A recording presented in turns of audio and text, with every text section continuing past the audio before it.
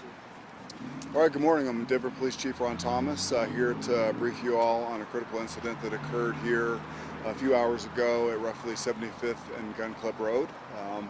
What I understand at this time is that there was a robbery that occurred in Aurora, Colfax, and Sable at about 2 o'clock this morning.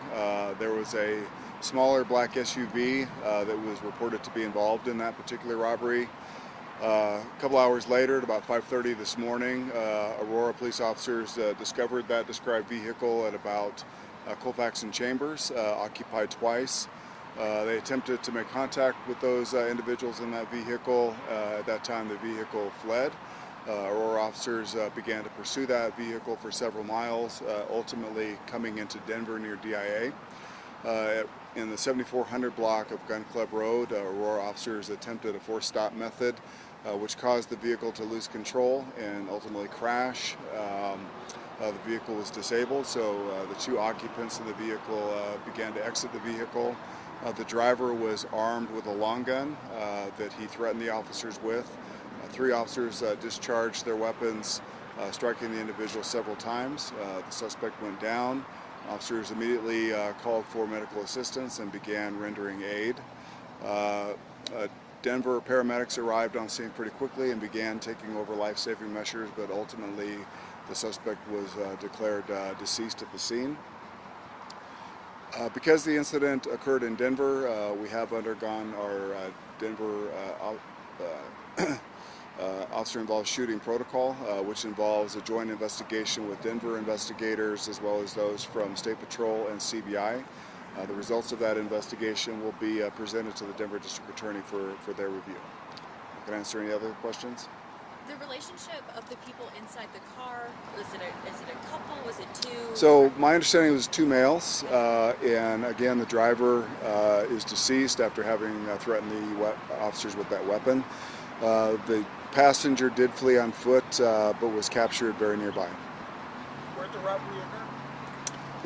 The robbery that they were involved in occurred at a 7-Eleven at Colfax and Sable. We're told that officers, or at least one officer, was injured. Do you have any? Yes, so there was one Aurora officer who was transported to the hospital by ambulance, and I was advised by Chief Oates that that officer is in good condition, just suffering minor injuries as a result of the crash. Do we have gender or amount of time on the force of that officer? I don't have that. You'd have to ask Aurora. How much longer will you guys be out here? So we're going to probably be out here for some time. We've already arranged for vehicles that are parked in this parking lot here to find another exit, because they will be going right through our crime scene if they go out this exit that's on this end. So certainly concerned about the impact on the public, and so we'll be moving as quickly as we can, but it's an important scene that we need to document. You said one of the suspects threatened the officers? With the weapon, yes. Okay. Did that person actually fire? So that's not known at this time. Obviously, that's going to be part of the investigation to determine whether or not that individual did fire the weapon that they threatened the officers with. Obviously, we're right here by the airport and people come here at all times of the day. Were there any bystanders in the lot at the time that this was all going down, or how many?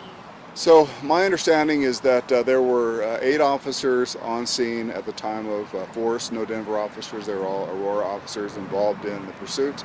I do believe that we did locate 2 witnesses, actually employees of the parking lot, that were near enough to hear the gunshots. Can you explain more about the maneuver, whatever it was called, and why they decided to do that? So in police nomenclature, it's called a pit maneuver.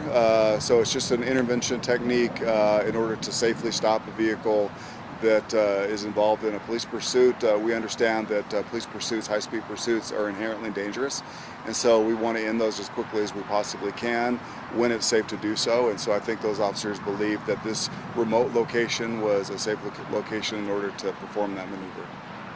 Was there concern about them getting closer to the airport at all? No, I mean, I think this location is remote enough. Again, it's very early in the morning.